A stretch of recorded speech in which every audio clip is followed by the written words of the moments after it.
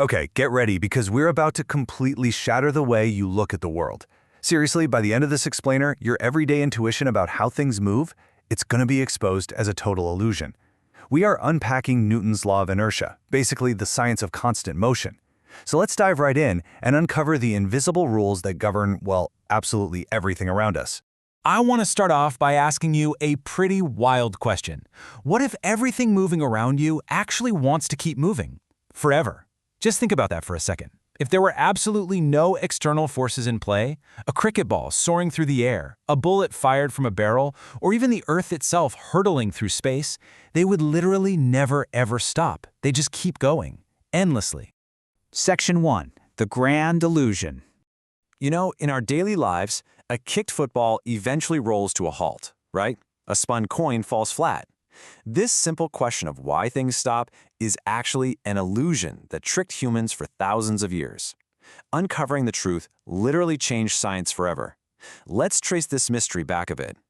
Back in 300 BC, the great philosopher Aristotle declared that every moving object naturally comes to rest. He believed you needed a continuous force, like a constant push, just to keep something moving. And honestly, that seems completely logical. If you push a chair across the floor, it moves. You stop pushing, it stops.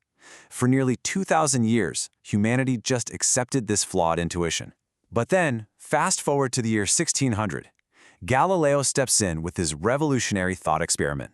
He asked, what if motion doesn't naturally die? What if something invisible is stopping it? He imagined sliding a puck on perfectly smooth ice. Less friction meant it traveled farther. He realized that if you could completely remove friction, the object would never stop. Building on that profound realization, in 1687, Isaac Newton finalized the law that would become the absolute bedrock of classical mechanics. Section 2. Decoding Newton's first law. Okay, let's treat this law like a cipher. It is a total masterclass in precision. Here's his exact statement. Every object continues in its state of rest or uniform motion in a straight line unless acted upon by an external unbalanced force. It's just one single sentence, but it explains why the universe doesn't need a push every second. Let's break this down word by word to really build our comprehension. First up, every object.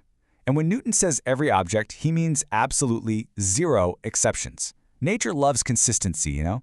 So this law governs a microscopic atom vibrating in a crystal, a tiny speck of dust, a cricket ball, a human being, a speeding car, a satellite orbiting Earth, and an entire swirling galaxy.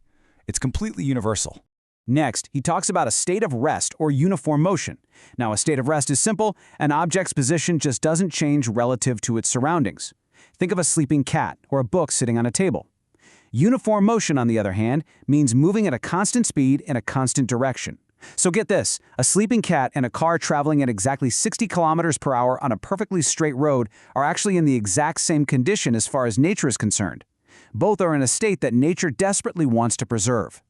Then we have the straight line. Now this is an incredibly important yet often ignored detail. Newton didn't just say motion. He specifically said straight line motion. Why? Well, because changing direction itself requires force. Even if your speed stays exactly the same. Going around a circular track means a continuous, invisible force is acting on your vehicle to pull it out of its beloved straight line. And this brilliantly illustrates the trickiest part of the law, the external unbalanced force. Imagine you push a box to the right with 20 newtons of force, and your friend pushes it to the left with 20 newtons. Those forces are balanced, right? The net force is zero. The box's motion doesn't change at all.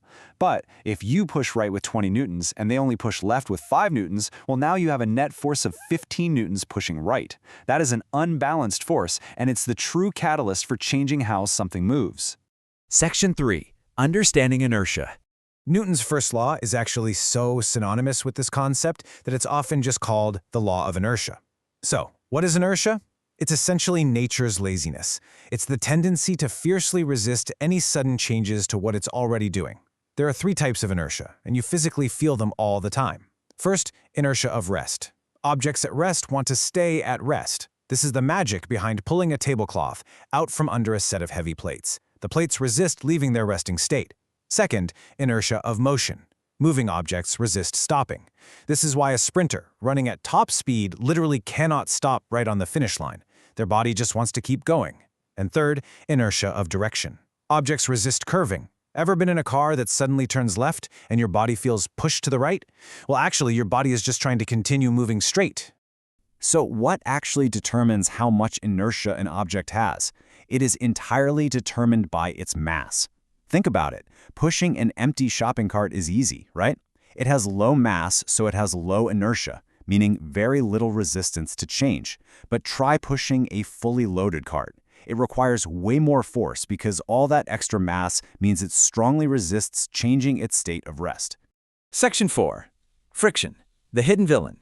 Friction is the invisible thief that has been stealing our energy and making us falsely believe Aristotle was right for 2,000 years. It's the external force that slows moving objects down.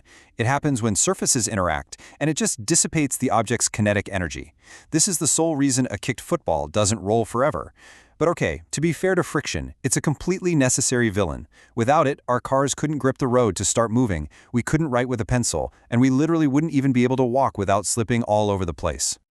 Section 5. Newton in the real world. The crazy thing is, you experience this law every single day. When a bus driver suddenly slams on the brakes, your body jerks forward.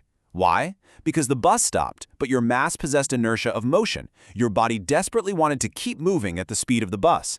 When a car accelerates quickly, you get pushed back into your seat because your body wants to stay at rest.